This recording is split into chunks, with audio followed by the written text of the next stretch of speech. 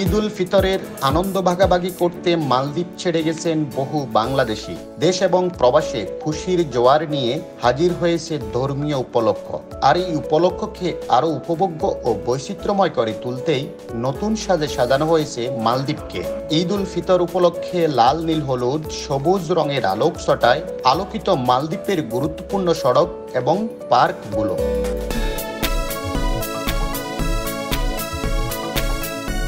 শহরের এই নতুন সাজ দেখতে অনেকেই বের হচ্ছেন স্ত্রী, সন্তান ও অন্য স্বজনদের সঙ্গে নিয়ে। কেউ বের হচ্ছেন মোটরসাইকেল নিয়ে, আবার কেউ বা পায়ে হেঁটে।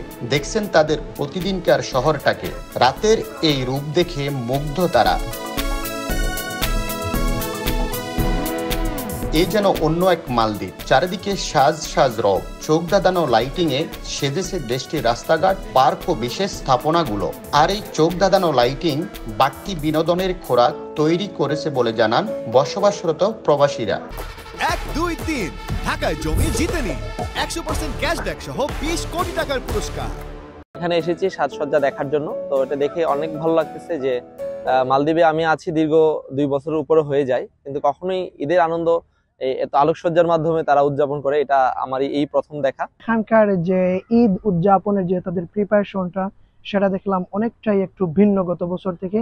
এবছর তাদের দেখা যাচ্ছে বিভিন্ন জায়গায় নতুন করে লাইটিং করা, যেটি তাদের স্থানীয়রা এবং আমাদের প্রবাসী ভাইয়েরাও খুব উপভোগ করতেছেন সেটি।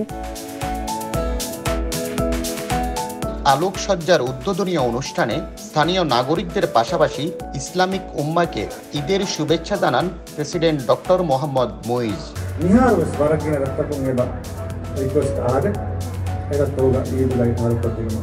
দেশটির পার্লামেন্ট নির্বাচন ঘিরে কথার লড়াই চলার মধ্যে ঈদ ঘিরে শুভেচ্ছার ডালি নিয়ে প্রস্তুত মালদ্বীপের রাজনৈতিক দলের নেতা কর্মীরাও।